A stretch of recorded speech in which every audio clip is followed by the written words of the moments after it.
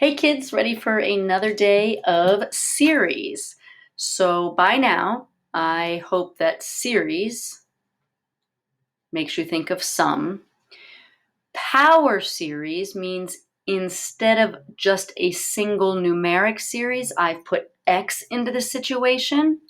And when I expand a power series, I get an infinite polynomial.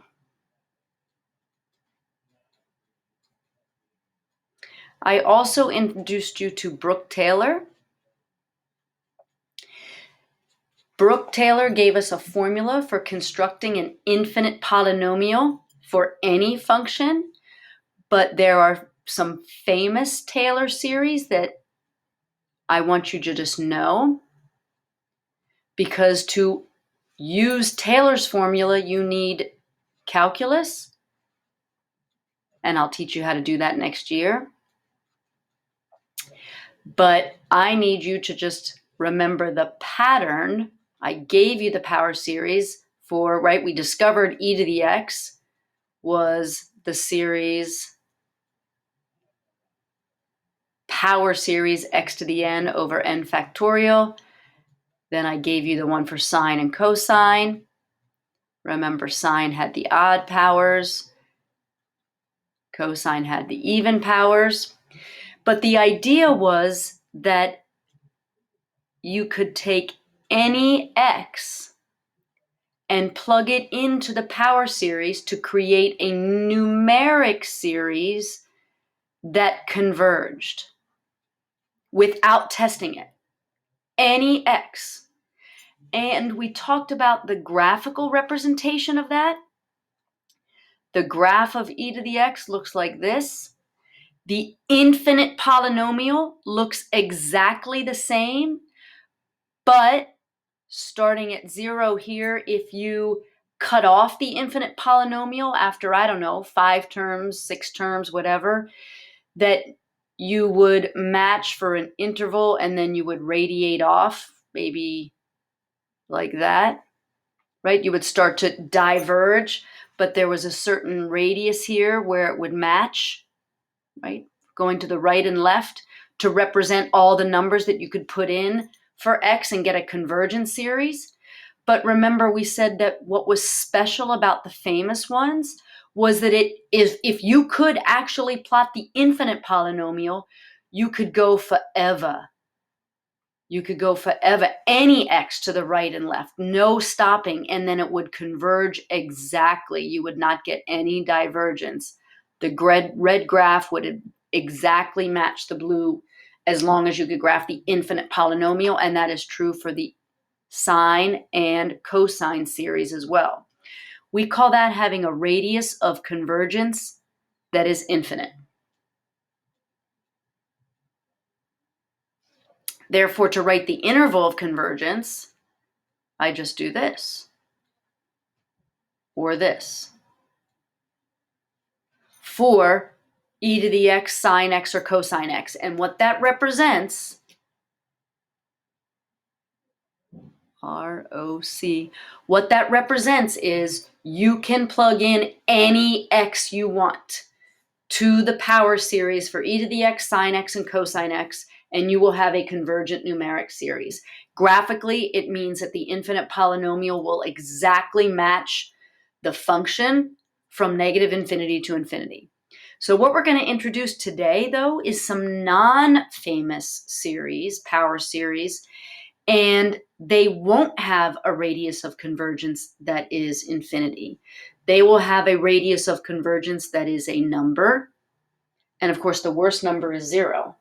That would mean that you can't match except for only one point. There is only one x that you can plug in to create a convergent series.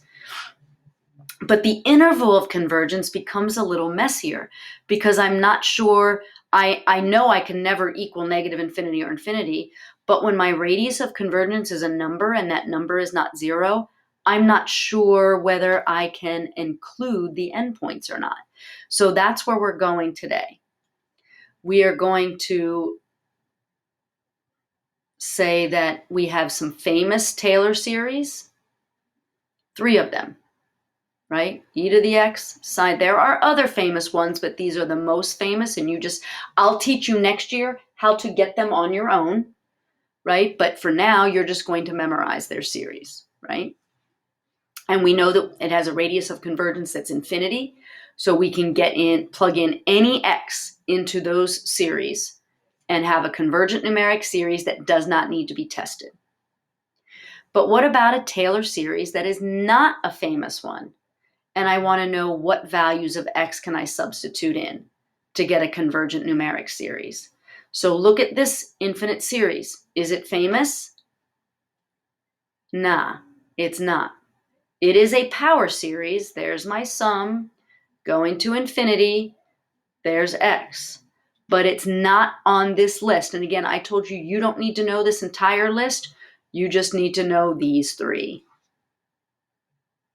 But no, sorry, it's not Taylor. Bye. So if it's not famous, how do I get the radius of convergence? Well, you use the ratio test for power series. I did that for e to the x in the previous video, right? I showed you, and I'll demonstrate some more, how to use the ratio test for a power series, which is basically osmosis the x out. That gives you the radius of convergence, and remember, that's a strict inequality. If the radius of convergence is not infinity, that's the best scenario, or 0, which is the worst scenario, I'm going to do the hokey pokey. So hopefully some of you know the hokey pokey, right? You put your left foot in and you shake it all about, and then you put your right foot in and you shake it all about. Well, we're going to kind of sort of do that, but we're going to do that with endpoints of an interval. And we're going to test each individual one to see if we get a convergent numeric series, and only after step 2 can I complete the IOC. The radius of the ratio test gives, I'm almost done, right? So here is this series. I want you to graphically think this. I have some graph. I don't know what that graph looks like, but let's say my graph looks something like, I don't know, looks a little bit maybe like e to the, let's say, right? Maybe it looks like that.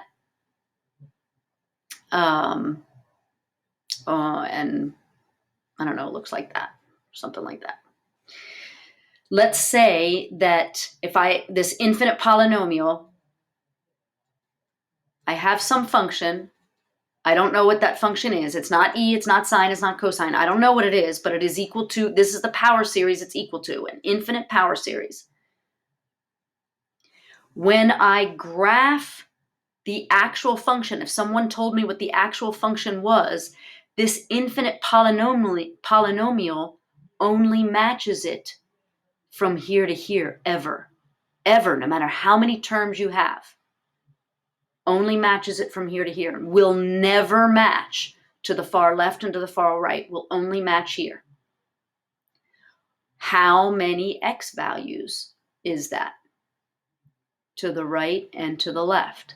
And then I actually want to know, that's what the radius of convergence will tell me. What's that number to the right and left of 0? And then the interval of convergence will tell me, am I allowed to fill in that circle or fill in that circle? Okay.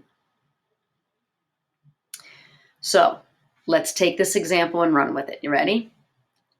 The hokey pokey is what we're going to do. So I'm going to take this series, find the interval of convergence. Remember, this is some function. Nobody tells me what it is. It's equal to this infinite polynomial. But I want to know what values for x can I plug in and create a convergent numeric series that doesn't need to be tested. The first thing I do is the ratio test, which involves n. And I'm going to plug in for every n and n plus 1.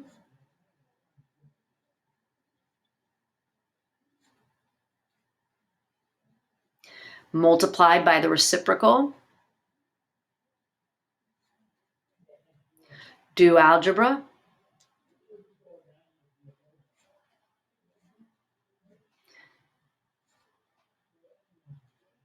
That's x to the n times x to the first n cubed, 4 to the n, n plus 1 cubed, 4 to the n times 4, x to the n. I'm going to cancel the 4 to the n's. I'm going to cancel the x to the n's. And then because my limit only involves n, I'm going to osmosis this x to the first out.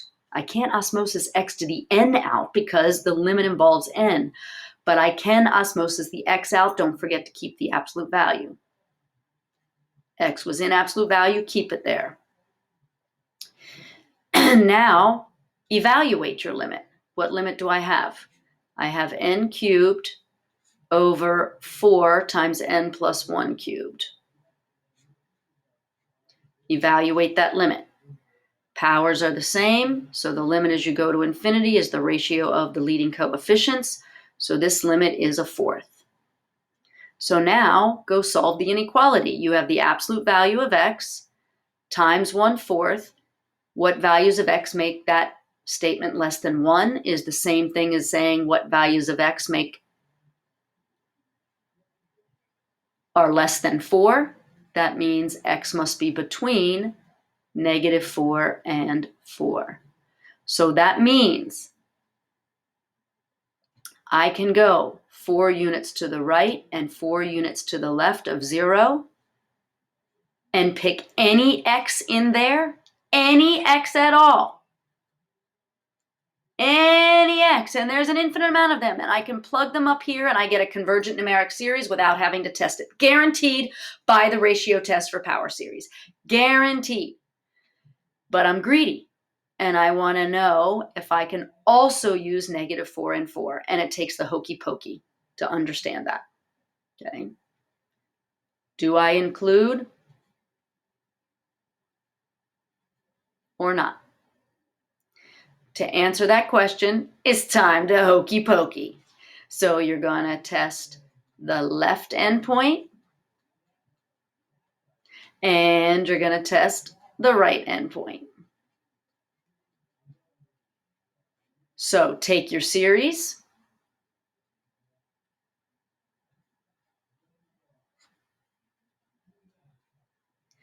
and put the left endpoint in and shake it all about. Go down here.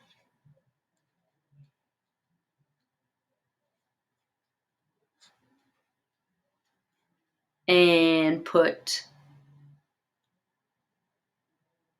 the right endpoint in and shake it all about. Oops. This is not a third, that's to the n, right? Well, look at this one. Can you see? 4 to the n divided by 4 to the n. Bye-bye. I'm going to go over here because I got more room. What do I have now? I have a series that is 1 over n cubed. That's numeric series. Hello, you guys have been doing this for a long time. What is true about this series? What kind of numeric series is it? Yep, it's a p series where p is greater than 1, therefore converge. Therefore, come on to the convergence party there, right endpoint. When you put the right endpoint into the power series, make a numeric series, shake it all about, which means simplify it, look at it, it converges, you get to bring 4 to the interval of convergence party. Snap. Now, what about -4? Little trick here, right? I want to show you. -4 to the n is the same as -1 times 4 to the n. But that's -1 to the n times 4 to the n over n cubed 4 to the n. Bye-bye to 4 to the n's. Again, I'm going to go over here because I got more room. So that means I have -1 to the n times 1 over n cubed. That's an alternating series. And the terms go to 0. Therefore,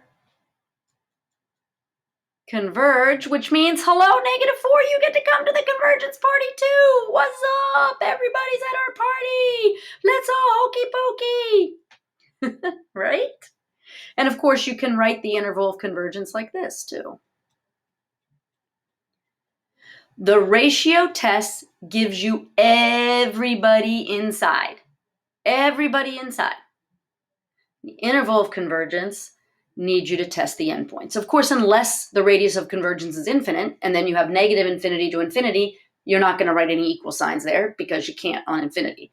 Or if the radius of convergence is 0, it means the only thing you can plug in for x is 0, and that's boo. Let's do another one. All right, if you want to pause the video and try this without me.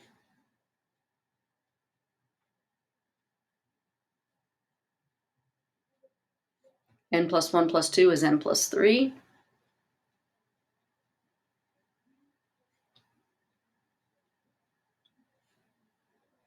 Do your algebra and osmosis your x out. Let me cheat a little bit here and kind of skip some of the algebra, right? You know that x to the n is going to cancel with that x to the n and only leave x to the first, which you're going to osmosis out.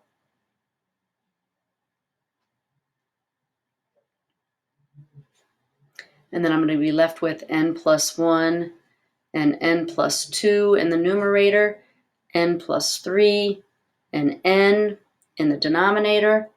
Evaluate this limit. What do I have? An n squared and an n, that's n plus 3.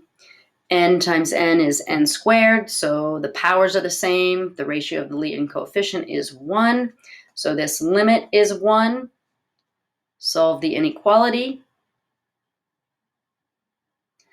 Absolute value of x times that limit, which is 1. What x's can you put in there?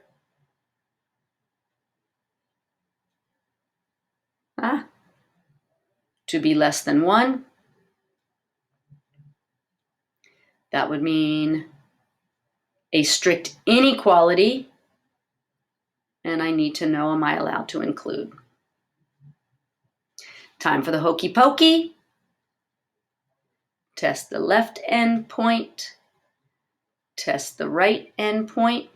How you test it is taking your series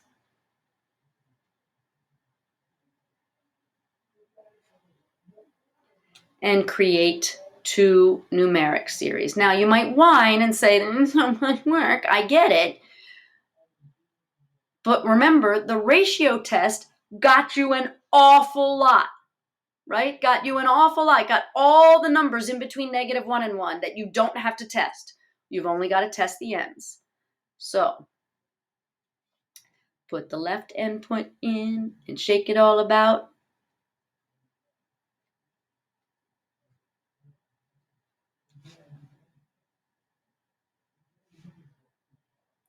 Put the right endpoint in and shake it all about. 1 to the n is just 1.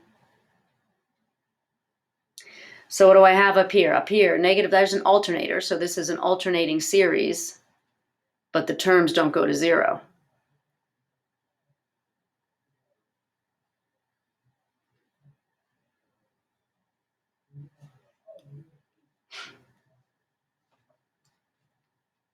Sorry, -1.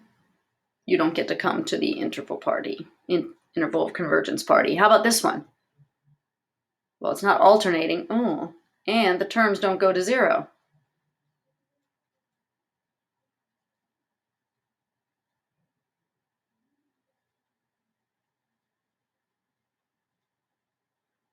Oh, this is so sad.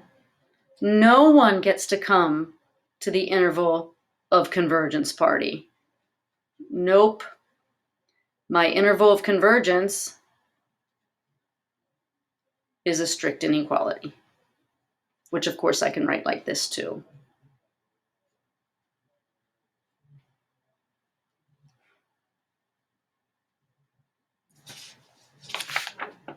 Okay, starting to get used to it.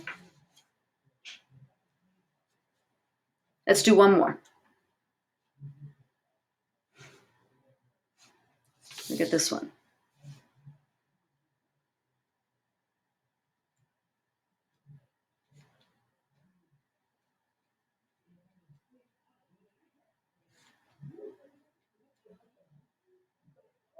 Whoops.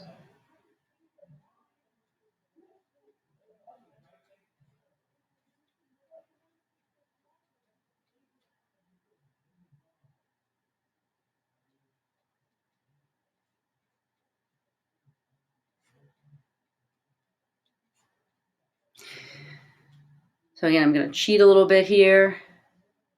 Not actually write this out, right? X to the n is going to cancel with this x to the n, which is going to leave me an x to the first, which I'm going to osmosis out because the limit only has to do with n.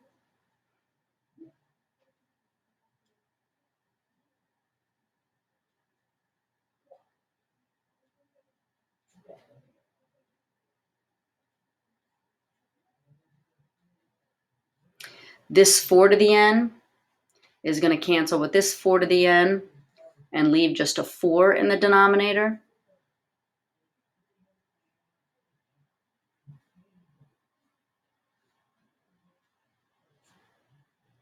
So let's evaluate this limit. What do I have here? I have an n times an n squared, which is going to be an n cubed. I have an n that is squared times another n, which is also going to be an n cubed. So the powers, the highest powers are even. So it's the ratio of the leading coefficients again, which is 1/4.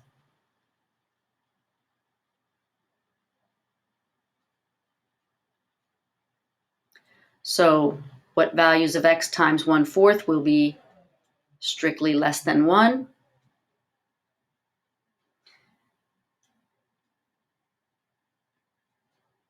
That is the same as saying what values of x will be less than 4, multiplying both sides by 4.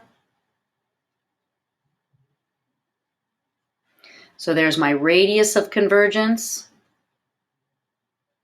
And I need to know if -4 or 4 get to come to this party. So I'm going to put the left endpoint in and shake it all about.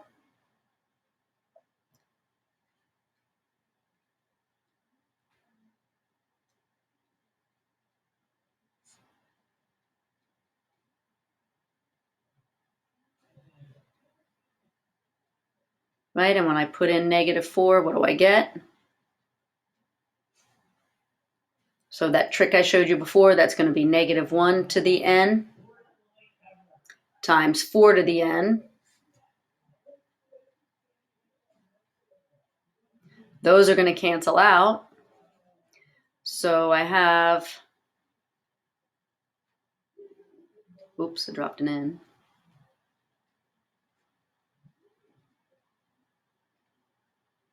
Right, I have the alternating series, but unlike before, the terms do go to 0. Therefore, come on, -4, you get to come to the interval of convergence party. All right, all right. Let's test 4.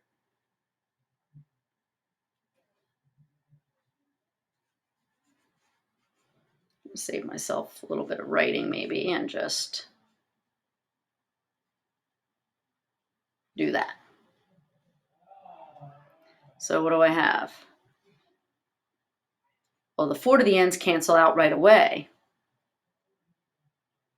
And I'm left with n over, n squared plus 1. Oh, those terms do go to 0, but remember with a numeric series that's not alternating, the terms go to 0, meaning I have a chance to converge. So what's true? Which test do I have to use? Let's see. The nth term test for divergence doesn't work because my terms do go to 0. What's next? Geometric? No. P-series? No, but it's close to a P-series. What do you have to do? Compare, don't you? Right? So who do you think we should compare to? N to the first over n squared, right? This plus 0 is going to go away. So I'm going to compare to 1 over n. And what do you know about 1 over n? Right? It diverges. Now, unlike when I'm testing the right, You don't have to write out everything here, but it's a good habit. How do I know it's how it diverges? Because it's a P series and P is equal to 1, right? I'm not going to worry about position here. So here, that's what I know. I'm going to do a comparison, but the comparison I'm going to do, since 1 over n diverges, I'd have to show that n over n squared plus 1 is bigger term by term. I don't know that I can do that. So I'm going to do the limit comparison test. And I did this on purpose because kids often confuse the limit work they do with the ratio test and the limit work they do when they're doing a comparison, right? Those are two different scenarios. So the limit that I'm going to be doing here in purple has no x's in it. And I'm going to do a ratio of, no absolute value, n behavior. The n behavior of the series I know to the series I don't know.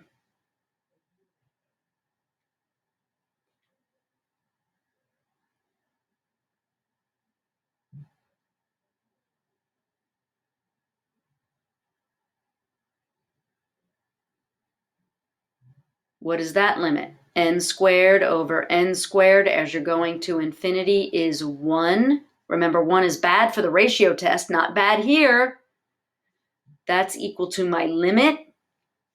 My limit was between 0 and infinity, which means both of them do the same. And what did my known do? So they both diverge. Oh, that's so sad. That's so sad. What does that mean for the test when I put in positive 4? Sorry, positive 4, you do not get to come to the interval of convergence party.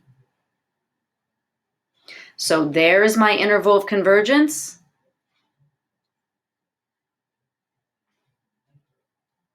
Which of course I can write like this, including the left, sorry, right endpoint, you don't get to come to the interval of convergence party. Okay, so again, remember what I've shown here. What this has done for me is said that since this is a power series where x is hidden, what numbers can you replace in for x? Well, you can replace in for x any numbers 4 units to the right and 4 units to the left, but you actually get to include